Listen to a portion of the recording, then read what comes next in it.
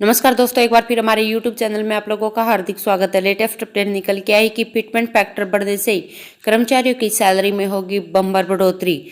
तो जानिए कैसे होगा उसका कैलकुलेशन। तो दोस्तों, हम आपको फिटमेंट फैक्टर के बढ़ने से जो सैलरी में बढ़ोतरी होगी उसके कैलकुलेशन के बारे में डिटेल में बताएंगे। अगर आप हमारे चैनल पर फर्स्ट टाइम विजिट कर रहे हैं तो चैनल को लाइक कर दीजिए, सब्सक्राइब कर दीजिए, साथ ही साथ बेल आइकन को भी बजा दीजिए ताकि गवर्नमेंट या पेंशन से संबंधित जितनी भी न्यूज आती है उनकी नोटिफिकेशन आप लोगों के पास तुरंत पहुंच सके। तो करते हैं वीडियो को स्टार्ट बिना किसी देरी के। दोस्तों, केंद्रीय कर्मचारियों को एक बार फिर खुशखबरी मिल सकती है। नए साल में सैलरी में इजाफा होने की उम्मीद है। साल की शुरुआत में केंद्र और राज्य कर्मचारियों का फिटमेंट फैक्टर बढ़ाया जा सकता है। कर्मचारियों को एक फिर बार सैलरी की खुशखबरी मिलने वाली है। महंगाई भत्ते में फिर HRA और TA प्रमोशन मिलने के बाद अब नए साल पर उन्हें फिर से तोहफा मिलेगा। दरअसल फिटमेंट फैक्टर बनाने की चर्चा चल रही है। इससे पहले साल 2016 में फिटमेंट फैक्टर बढ़ाया गया था, तो इसी साल 7वां वेतन आयोग भी लागू हुआ था।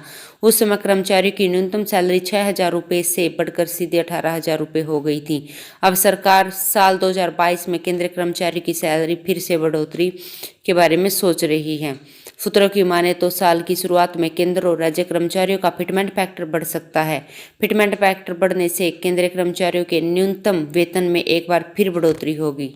फिटमेंट फैक्टर वो फैक्टर है जिन्हें केंद्रीय कर्मचारियों की सैलरी 2.5 गुना से ज़्यादा बढ़ जाती है और 7वें वेतन आयोग की सिफारिश के अनुसार केंद्रीय कर्मचारियों की सैलरी भत्तों के अलावा उनकी बेसिक सैलरी और फिटमेंट फैक्टर से ही तय की जाती है। दरअसल केंद्र और राज्य सरकार के कर्मचारियों की लंबे समय से मांग है उन्हें फिटमेंट फैक्टर को 2.57% से बढ़ाकर 3.68% कर दिया जाए।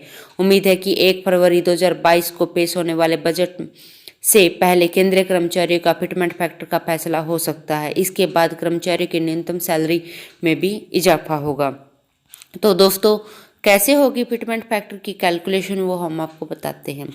मान लीजिए कि किसी भी कर्मचारी की न्यूनतम बेसिक सैलरी 18,000 रुपये है, तो भत्तों को छोड़कर 18,000 को अगर आप मल्टीप्लाई करते हो 2.57 से तो 46,260 रुपये आएंगे। 3% के आधार पर तो 26,000 को अगर आप 3 से गुना करते हो तो 78,000 आते हैं। तो कुल इजाफा हुआ, अगर आप 78,000 में से 40,260 माइनस करोगे तो 31,740 रुपये का, यानी कुल मिलाकर कर्मचारी की सैलरी में 31,740 रुपये का इजाफा होगा। और यह कैलकुलेशन न्यूनतम बेसिक सैलरी पर किया गया है। अधिकतम सैलरी वालों को और भी ज़्यादा लाभ होगा। केंद्रीय कर्मचारी को फिटमेंट फैक्टर को केंद्रीय कैबिनेट से मंजूरी मिल सकती है। बजट से पहले कैबिनेट के प्रपुल के बाद उन्हें बजट के एक्सपेंडिचर में शामिल किया जा सकता है, लेकिन अगर इसे कैबिनेट की मंजूरी मिल जाती है तो इसे बजट ड्राफ्ट में शामिल करने के लिए कोई खास जरूरत नहीं है। फिटमेंट फैक्टर को अगर मंजूरी मिलती है तो कर्मचारियों की सैलरी में एक बम्पर इजाफा होगा।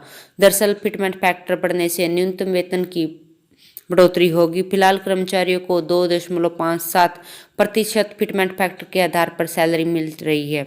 अब उन्हें बढ़ाकर 3.68% किया जाने पर चर्चा चल रही है।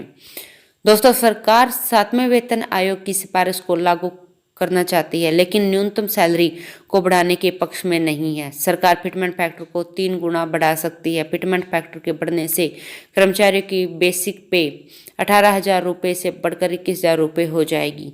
कैबिनेट सचिव से कर्मचारी यूनियन की मुलाकात में उन्हें आश्वासन भी दिया गया था कि सूत्रों की माने तो सरकार अब फिटमेंट फैक्टर की तरफ ज़्यादा ध्यान दे रही है।